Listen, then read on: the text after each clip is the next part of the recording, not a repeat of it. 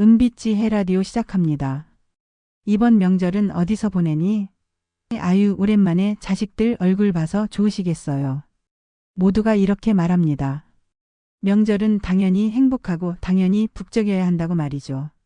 하지만 혹시 자식들이 모두 돌아간 텅 빈 마루에 혼자 앉아 있을 때 오히려 마음이 편안해지는 것을 느껴보신 적 있나요? 명절이라는 이름 아래 숨겨진 불편한 진실을 말씀드리겠습니다. 당신이 느끼는 명절 고독은 단순히 외로움이 아닙니다.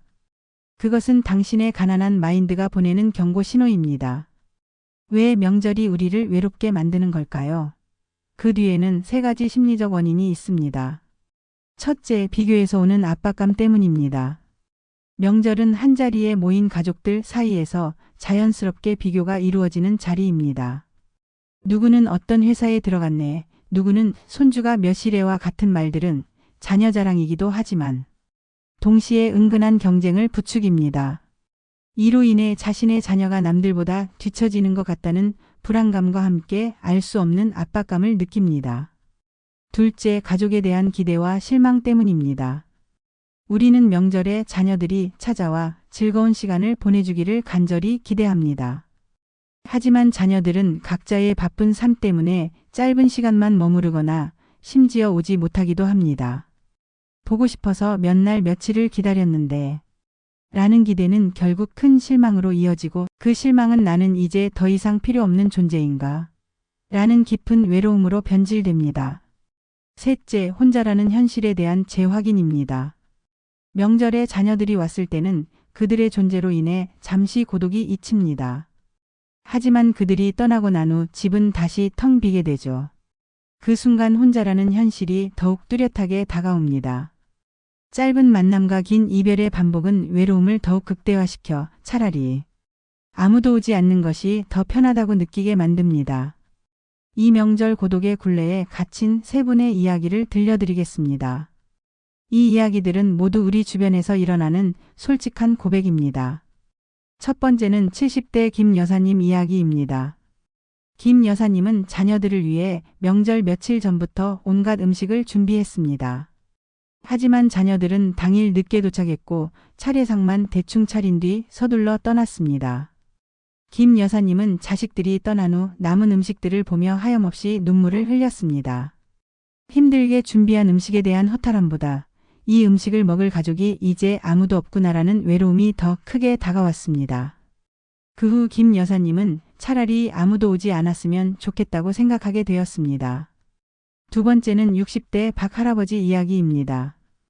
은퇴 후 명절을 손꼽아 기다리던 박 할아버지에게 아들의 전화가 걸려왔습니다. 아빠, 이번 명절에 일이 바빠서 못 내려갈 것 같아요. 용돈 보내드릴게요. 박 할아버지는 괜찮다고 말했지만 아들이 보낸 용돈이 미안함을 대신하는 것처럼 느껴져 가슴이 찢어졌습니다. 내가 원하는 건 돈이 아니라 내 얼굴 한번 보는 건데 라는 말을 차마 하지 못했습니다. 그날 박 할아버지는 하루 종일 아들의 전화를 기다리며 홀로 외롭게 명절을 보냈습니다. 세 번째는 70대 이 할머니 이야기입니다. 명절만 되면 자녀들이 북적이는 집이 불편했습니다. 조용했던 집은 시끄러워지고 평소에는 사용하지 않던 물건들이 어지러워졌습니다. 하지만 이것 또한 행복이라고 생각하며 불편함을 감수했습니다. 그런데 자녀들이 떠난 후 집을 다시 정리하며 텅 빈 집을 바라보자 묘한 평화로움이 찾아왔습니다.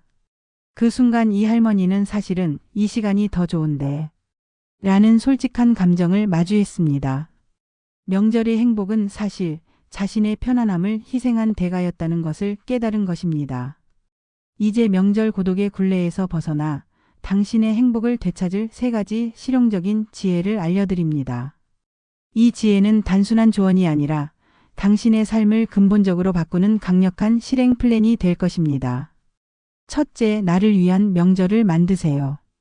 이제는 모두가 함께해야 한다는 낡은 의무감에서 벗어나세요.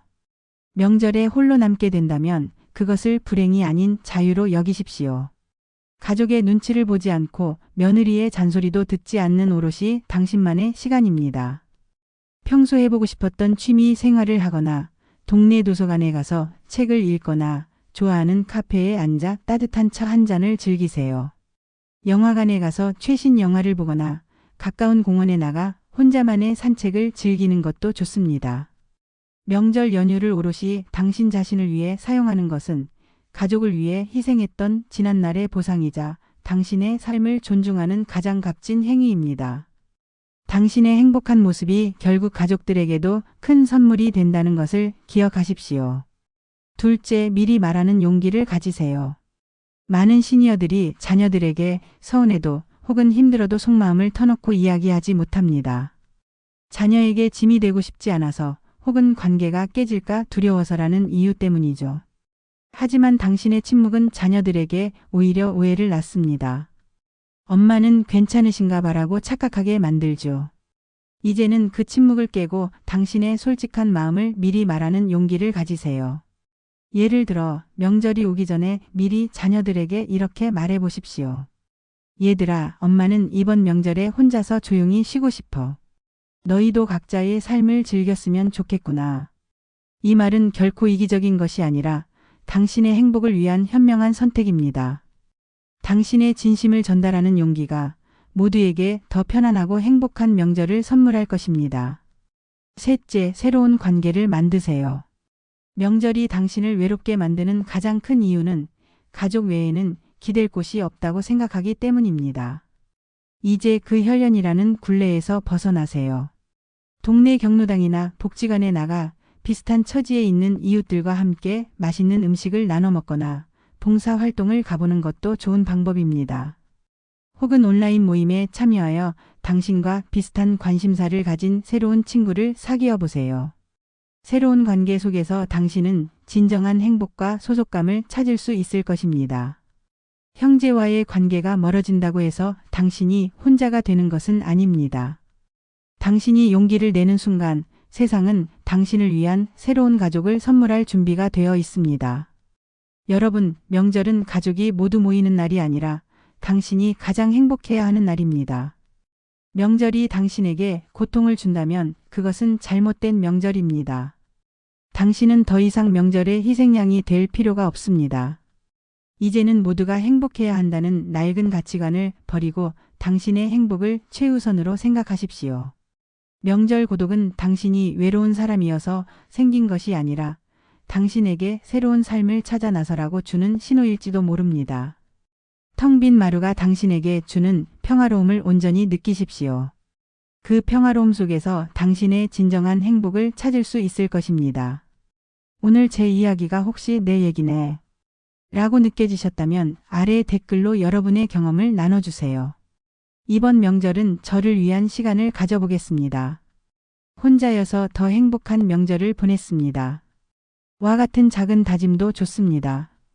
여러분의 댓글 하나하나가 다른 분들에게는 큰 용기가 됩니다. 그리고 오늘 내용이 마음을 울리셨다면 좋아요와 구독을 눌러주세요. 은빛지 해라디오는 언제나 여러분의 곁에서 따뜻한 위로와 지혜를 나누는 벗이 되겠습니다. 다음 시간에 다시 만나요.